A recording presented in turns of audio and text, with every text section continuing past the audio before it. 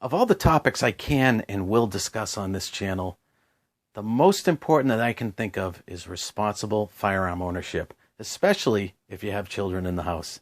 Hi, this is Steve, Critical Dreamer. Thanks for being here. You know, I've been working with both electronic and mechanical locking devices for almost 30 years, and when you incorporate that with firearm ownership, it brings me to two very important words: due diligence. Well, what is that? Well, that's when a person takes responsible steps in order to satisfy a legal requirement. Now, you may or may not live in a state that legally requires you to lock up your firearm. Maybe you do, maybe you don't. But the thing to consider is that conscience equation. What does your conscience tell you that you should be doing to do two things? Protect your firearm from theft and from unauthorized access. That's something to think about. I'm always telling people that a safe and protecting your firearm should not be an impulse purchase. I would hope that people spend an adequate amount of time thinking about it. I know there are a lot of factors and variables. There's cost, there's availability, but ultimately it's a very serious topic and it's something that should be considered. Today I'm going to focus on this unit specifically. This is the American Security Heavy Duty Pistol Safe Model PS1210HD. The HD stands for heavy duty, and there's a reason for it. If you lift this up empty, you're going to realize very quickly that this, at 24 pounds, feels like a concrete block in the very least. Regardless of that, safes are usually categorized as either fire-rated or burglary-rated, or even sometimes a combination of both. I want to specify that this PS1210HD is not fire-rated. This is built mostly to protect from forced entry, lockable security, rather than fire rating. This is made out of 10-gauge solid steel. It's got a 3/16-inch solid door. It's got this heavy handle that I mentioned that makes it portable, but we'll talk a little bit more about that in a few minutes. As far as the dimensions go, on the outside, it's 10 1/4 by 12 1/2 by 4 1/4 inches tall. Spinning it around, looking at the back, it has this heavy-duty continuous hinge. The pin that runs through that hinge is protected by these returns on either side. And that helps to ensure that if that pin's driven through, well, it really can't be driven through because of those returns. In addition to that, another part of this that gives it that extra level of protection, on the inside there are two lugs.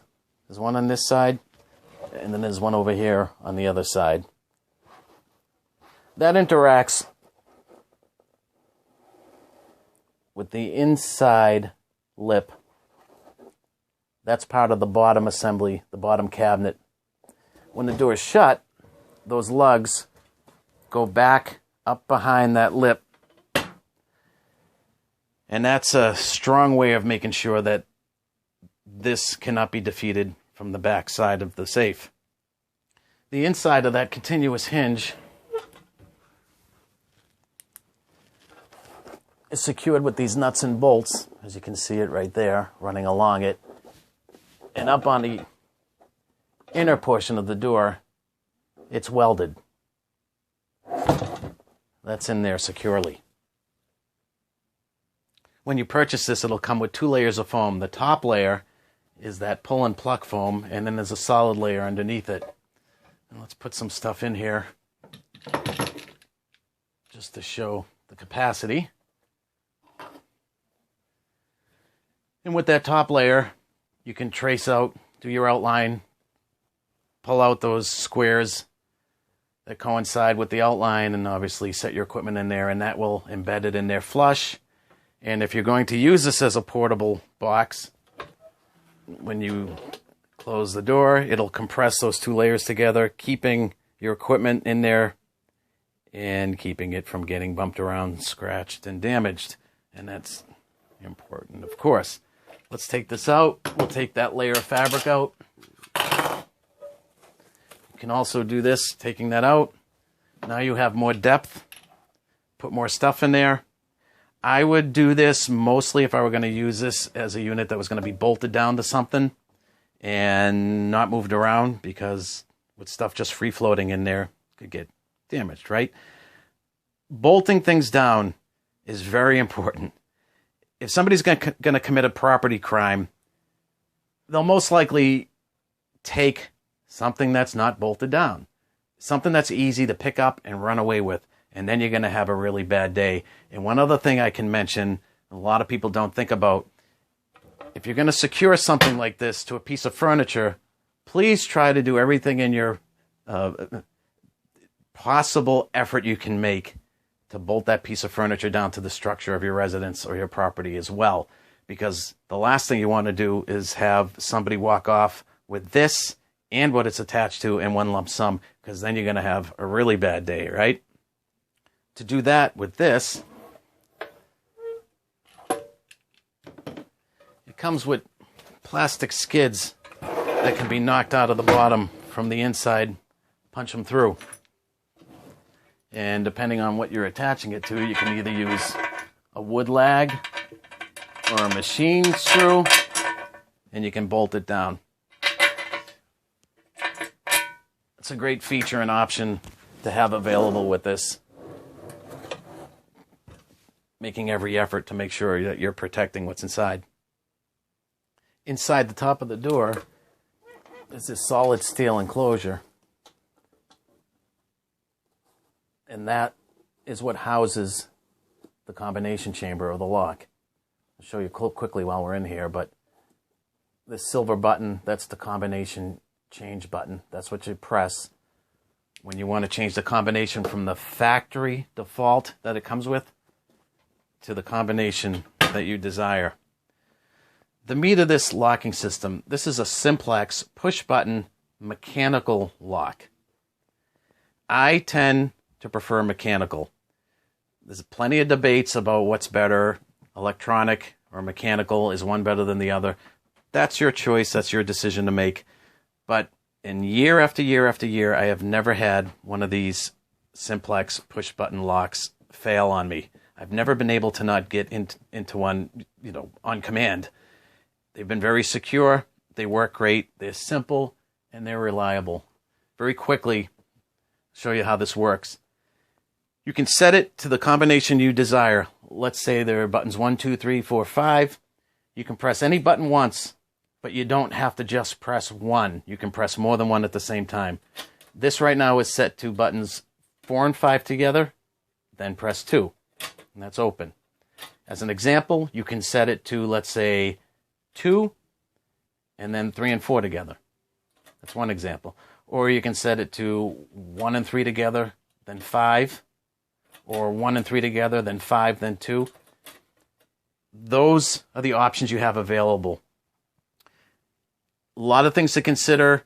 How quickly do you need to, or would you need to get into a safe like this? What's going to be in there? What's the purpose of this unit? I also like the fact that this can be done in the dark. There's hardly any noise.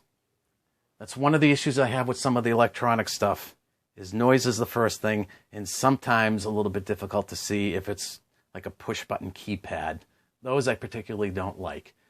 The other thing, with a mechanical lock like this, I am not worried at all about this getting wet or getting moisture in it. If it gets wet, I have time to open this up, dry out that mechanism. If it's electronic, I'm going to be a little bit more concerned about shorting out the electronics. Is it guaranteed that it's going to short out? No. But I am less worried about it happening with this. Quick, simple, and dependable. Okay? The other thing you'll see on electronic safes is there'll be a little key bypass. Why is that there? Well, that's in case the electronics fail or the battery dies. You have a secondary way by key bypass or key override that allows you access. I'm going to make an analogy here. Why have firearms hardly changed in their mechanical design and function for centuries? Well, because it's a proven design. Same thing when it comes to safes and mechanical locking mechanisms. We still use safes today that have a round dial with the numbers. You dial in the combination and it works. Why do we still use those? Because it's a proven design and it's worked for centuries. It's no different. Why does this not have a key override? Because it doesn't need one. These are reliable and they work. That's why I like a unit like this. Is it wrong to use an electronic safe? Absolutely not. Do I, at every opportunity I can, use something with a mechanical lock? I certainly do. And that's what I recommend to people when they ask me.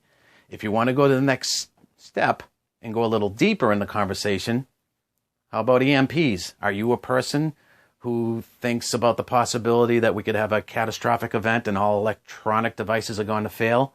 If that happens and you're serious about that topic, are you willing to take the chance that you're not going to be able to get into what you need to get into and get out of there what it is you need to get out of there without having to find that override key or worrying about whether or not it works?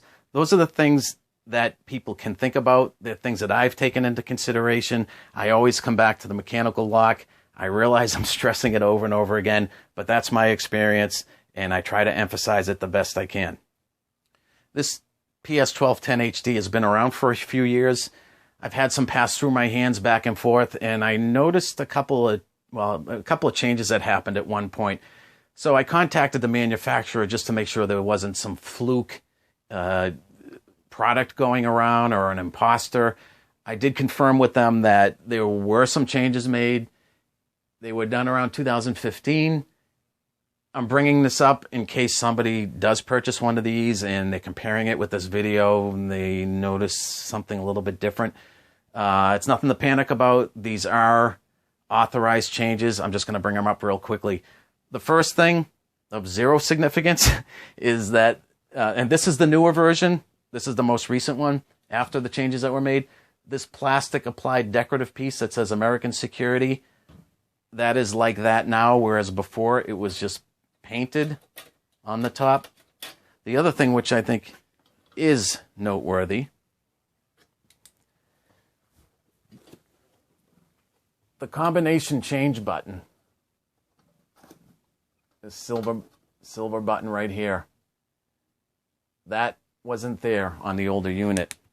So when you wanted to change the combination from the factory default, or if you had an existing combination and you wanted to change it to something else, you had to reach in that hole with a thin little small piece of metal like a nail or something, and you had to hit that change actuator. It was a little bit tricky. I've been doing it for years. Not a problem to me, but it seems to me that American Security noticed it, or they were notified of it. I'm glad that they stepped up to the plate and added that button, because it certainly makes it a lot easier for the average consumer to work with this.